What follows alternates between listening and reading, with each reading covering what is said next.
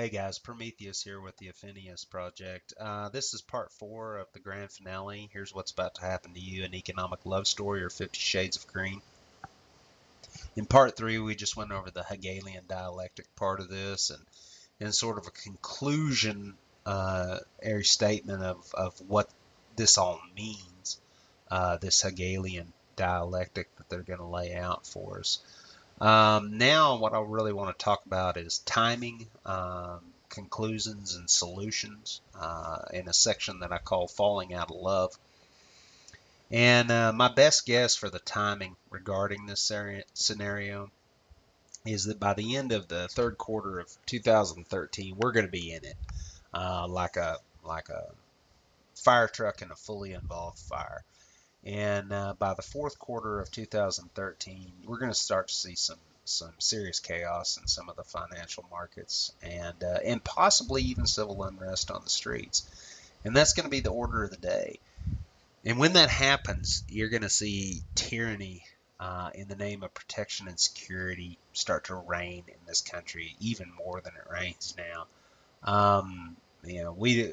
We're liable to see martial law, bank holidays, things of that nature, crazy stuff that you might not have ever expected to see in this country ever again. And I, I'm not saying that will all happen by the end of 2013, but I think by the end of 2013, you will definitely see the direction this is headed. You're going to see some significant volatility in the markets, some downward moves that are going to be rather shocking and large, and you're going to see things like that. You're going to see a lot of money moving, this fast money moving around really quickly to try to find yield, which is what it's always trying to find.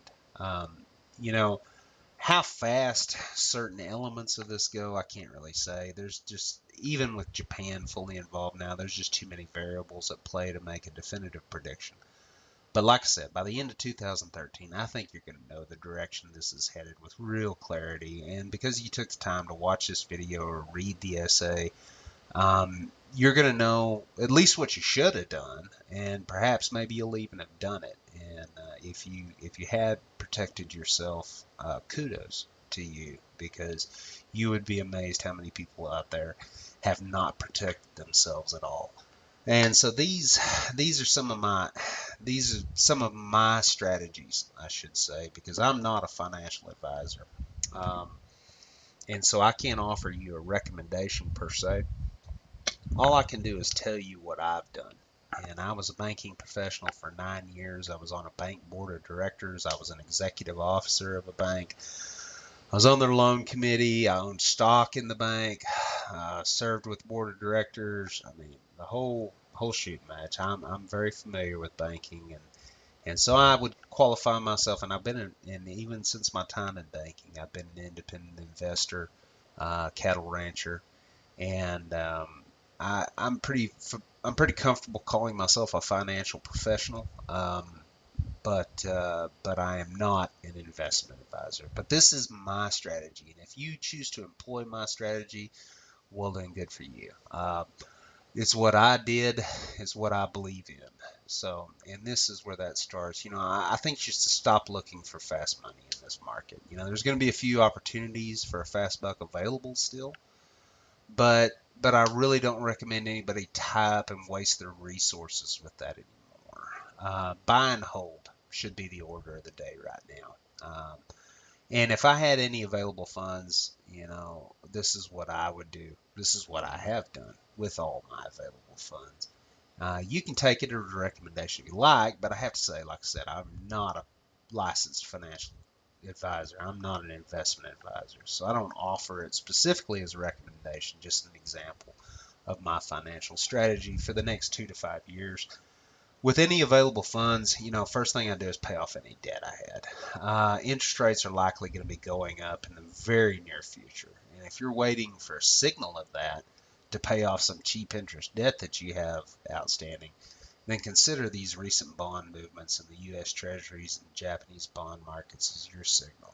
Interest is going to be going up in very short order. I think in the next 3 months, you're going to see some huge interest rate fluctuations. But I wouldn't also, at the same time, I wouldn't take any available money and put it in CDs or something like that, because trying to capture money through interest on savings is liable to become a dangerous game in this scenario. There's going to be a lot of bank closures forthcoming in the scenario that I've laid out. And there's going to be a lot of credit disruption, and that could be really dangerous for large certificates of deposit or large money market accounts. The second thing I would do is buy non-perishable food. And I don't think you have to have years and years worth of food in stock according to this scenario, but 6 months certainly wouldn't hurt everybody to have in stock in case of a disaster, whether it's an earth change disaster, whether it's a military disaster, whether it's this disaster. Um, 6 months is probably a good bare minimum to have in your possession.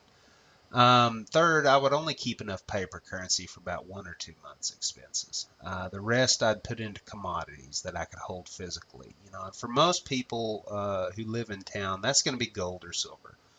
But if you have land, if you have agricultural land or enough acreage to grow some crops or livestock on, that might also mean extra fuel, feed, seed, or animals for consumption later on. Fourth, if I had more saved than would pay for 3 years worth of expenses with those commodities I just talked about, I'd take that excess and buy some agricultural land. And when I say land, I am going to stress very strongly here. I'm not talking about a second house. I'm not talking about rental houses. I'm not talking about commercial real estate. I'm talking about agricultural slash recreational land. And if the land that you choose to buy has a house, so much the better. But don't buy it because of that house. Okay? I'm really, houses are not the thing. Sorry guys, I had to cough there. Again, I was talking about houses. Houses are just, in this type of environment, are just sort of a money pit. They're just going to suck money out of your system. You're not going to make any appreciation value on a house in the scenario that I've laid out. So if the agricultural land that you choose has a house, great. You might have to live there, but don't buy it just because of the house, or buy anything in the way of land with the idea of reselling it in the next 5 to maybe even 10 years. Buy it with the idea of living on it for the next 5 to 10 years, and then reassess your position in relation to the economy. Um, the scenario that we're laying out here is pretty gloomy. This is a reset of sorts. But we could also be talking about it, and I haven't specifically addressed it in the essay, but I'll address it here on the video because I have a little time. We could be talking about a situation, a lot of my Christian friends, and I am Christian, have discussed with me, well, would this be an opportune time for them to implement sort of a mark of the beast system, or chip us, in other words, with our financial records, with our medical records, everything, all our records available on some sort of chip or RFID tag of some sort. And yes, this may be an opportune time for them to do that. But I don't know that there's going to be a lot of civil unrest happening at the same time that a scenario like this is happening, because people are going to be losing everything out there. And I'm not sure that they'll want to push that hard all at once. Now, I think definitely their idea, based on information from the Rothschilds and the Rockefellers, and this is published information, um, that yes, they do want to put all of our financial records on a chip. They do want to make us a cashless society eventually. But is this the time to do that? I don't know. I really don't know. It could be, if they think that they can get that done, then they may well try. You could see an attempt to do that. It might not succeed, and if it looks like it's not gonna, then they'll pull back on that attempt. Like I said, their plans are fluid. They have all the time in the world. So I don't think that's really the impetus of where they're going with this specific scenario that I'm talking about. Their specific impetus with this scenario is to basically take possession for the central banks of all the resources of the world. And I think they would be very happy if they could achieve that goal. Um, the other thing that some people have talked about with me is the confiscation of gold and silver. Um, and I think that is a potential scenario in some countries, maybe even the United States of America. But when you look at it, everything is denominated right now in fiat currency. And if they can take basically half of everybody's net worth with the stroke of a key on a keyboard, then I'm not sure that worrying about that 1 to 5% of Americans that have any sort of investment grade gold and silver is going to be worth worrying about. Now, will they hit safe deposit boxes and depository institutions that hold gold and silver for individuals? Yes, they might. Do I think that they will try to come to your house and take your mercury dimes, your 5 mercury dimes that you have hidden in your sock drawer? No, I don't. I don't think so. I don't think that's really a huge concern to them right now, in a situation like this, because there's going to be so much stuff going on security-wise and civil unrest-wise that I'm not sure that would really be their impetus at this juncture in time. But always a possibility, and because it's always a possibility, because historically it's happened in the past, I think you need to keep that in mind and have a place that you could potentially store your gold and silver that would be known only to you.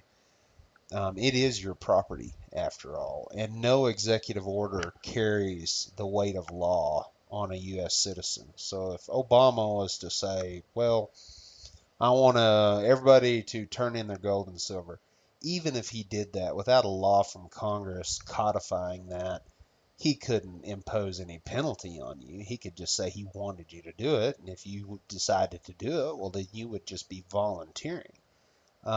Always remember that as we go forward here, because there may well be a lot of executive orders issued.